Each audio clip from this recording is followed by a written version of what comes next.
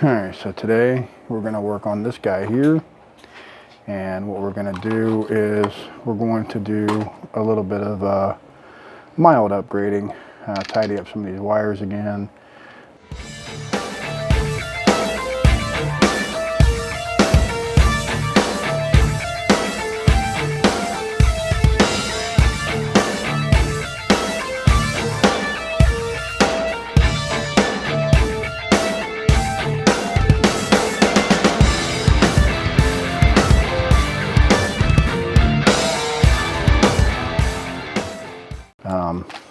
Basically a couple things that we're going to do. Fix all this stuff here, take care of that. We're going to take care of the CV axle that busted. We're going to put a new one in there. We're going to put another stock Haiboxing servo in here because the Emax servo, I just don't like it. It's not really doing what I want it to do. I feel like it's slipping around. And we're also going to put in some shocks. So these are just the stock shocks. These other ones here, I think they're bent after all the jumping and everything I've done with them. So the only bad thing about doing any kind of upgrades on this truck is it doesn't use a lot of hex hardware. Most everything is Phillips head, which is not terrible, but it's not the greatest either. So there you go. And if you look, got some thick fluid in there, but it looks like my shaft might be a little bent too. So see if I can get the collar off here, and I can kind of show you what I'm looking at here.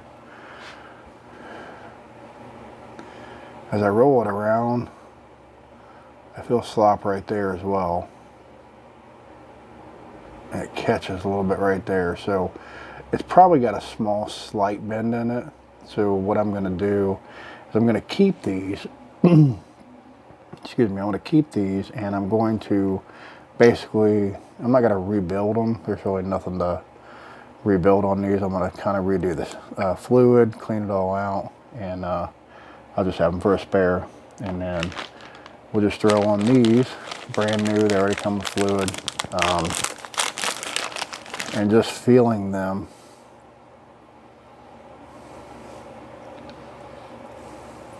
versus the old ones. So stick them down, see how quickly they expand. This is the reason why I want to change them back out. So see if I can get these together here so I can show you the difference. See how much slower this one comes back out. It's either got some stuff in there or I used too thick a fluid. But we're going to check this one here just to make sure it has a proper amount of fluid and all that jazz in it. They'll probably use something really light in here, like 10 or something. Okay, so after looking at everything here, it's got plenty of fluid in it. I think we're good to go. So we're just going to reinstall the shocks here. And I got a whole set of 4. Again, we're going to take the old ones off, and we're going to kind of rebuild them. Not really rebuild them. We're going to take them and clean them and put some lighter fluid in it, and we'll have a spare. I'm going to check all the shafts too and just make sure they're not bent. And we'll have a second set of those that I'll put aside. So I'm going to get these back on the truck over here, and then we're going to switch over to something else, like maybe the servo, or probably do this one first, the CV axle, because it's pretty quick. So I'll do that real quick and get all the shocks on there, then we'll switch over to this, show you how to do that. Alright, so this is the reason why we are changing this out. Hopefully you can see that, see how it's stripped out at the very end up here. Get something here to kind of show you a little bit. Right there.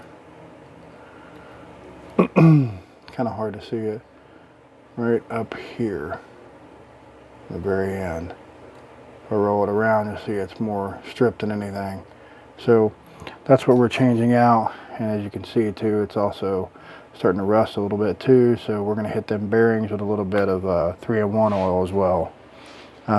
So basically, all I did on the truck, the easiest way that I think to do it is just take off either the top or the bottom here on the arm and let everything else just kind of hang. And then we're going to look at the bearings while we're in here. Basically all I'm going to do is just hit it with a little 3-in-1 before I put it back together. So it comes in a kit like this. Both of them should be the same. Always check your sizing. Make sure it's the correct one with the CV, because sometimes there's different models that have different ones.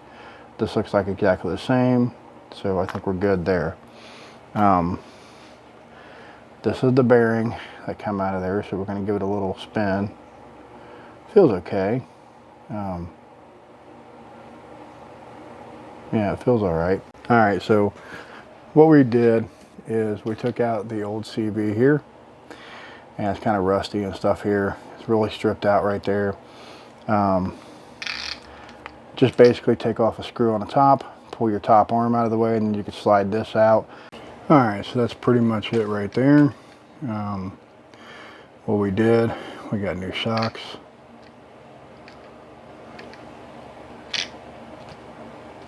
See how they bottom out a little bit, but that's why I originally put some thicker fluid in there, but I'm going back to these because I needed another set anyway. So I ran a twist tie right there to kind of cinch that up, move the receiver up a little bit because the servo wire, which I had to go back to their brand of servo. So I just kind of moved everything up. I got all my wires somewhat cinched up here. And this guy does have a quick run in it, guys. I think the setup is perfect for this here. Now I still have my light cavity right here if I really want to add some more lights or whatever, but I'm not so concerned about it. Again, I beat this thing to death and it just takes it. So let's get it powered on, make sure everything works here, and we'll kind of go over what I did. All right, so let's give it a little bit of test here, see how good or bad that our steering's gonna work here.